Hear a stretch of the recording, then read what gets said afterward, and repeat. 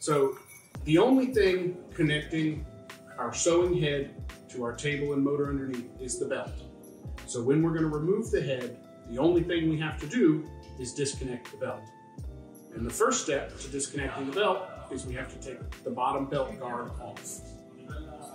You wouldn't do the top belt guard because there's more screws. The bottom belt guard is much simpler to put on and off. So that's why we do the motor belt guard. Move around to the back to get the second 2 screws.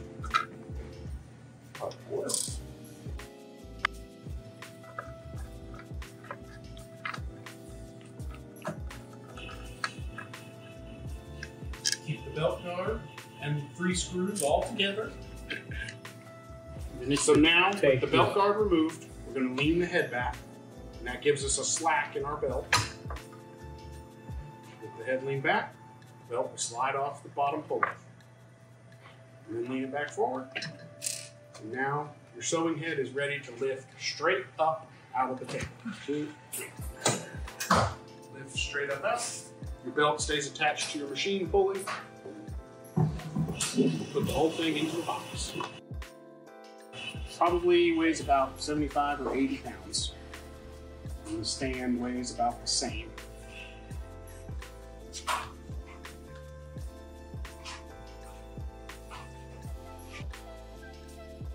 So if you're going to put the stand standing up, this is the umbrella. You can just leave it in the pan here. If you're going to transport the stand like it is right now, just straight up and down.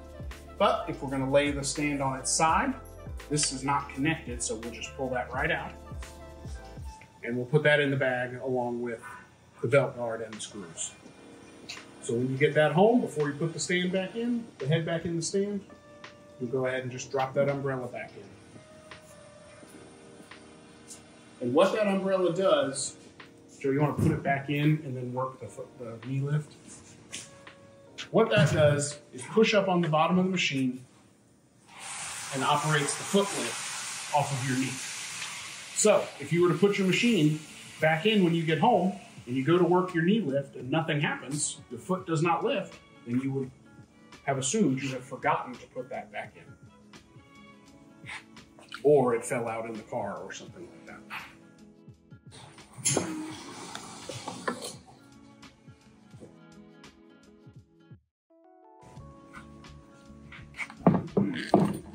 So what we're looking at now is the silver hinges right on the back. Those again, just pull right in and out of the machine.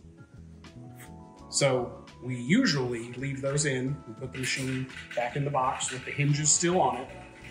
But that would be something that, as long as it's in the box, it's going to be okay. But you could also take them out of the head now and stick them back in the rubber on the back of the pan.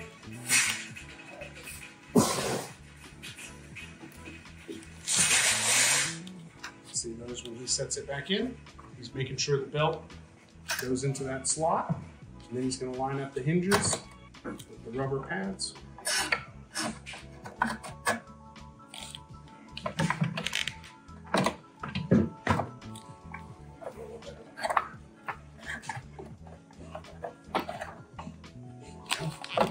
Belt's going down through.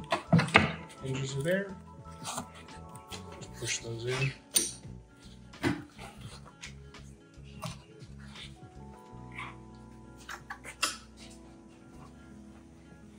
And it's normal for your machine to sit just a little above the table. Now that the head is back in the stand, our last step is to reconnect the belt. If we have it forward, it won't connect. So we lean that head back, place the belt around the motor pulley, and go forward again. And it's just going to test that tension, make sure it feels nice and just how it should. You're going to work the upper pulley to make sure it's turning the belt, as you can see. Testing that bobbin winder to make sure it's turning. So that lets us know our belt is still in the right spot, top and bottom. And then you go and finish up by putting your belt guard back on your motor. 1, 2, 3 screws. And the reason it's important to put that belt guard back on is so that your garments or anything doesn't get caught in that belt and pulled in. That is an important safety, so don't forget to put that belt guard back on.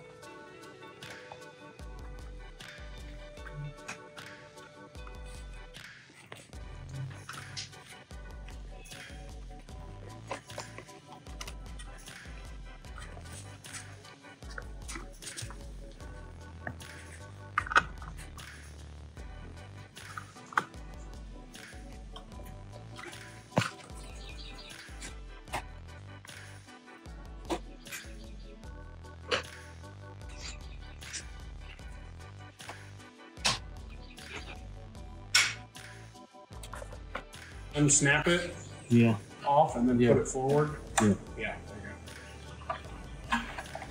Put it on like that.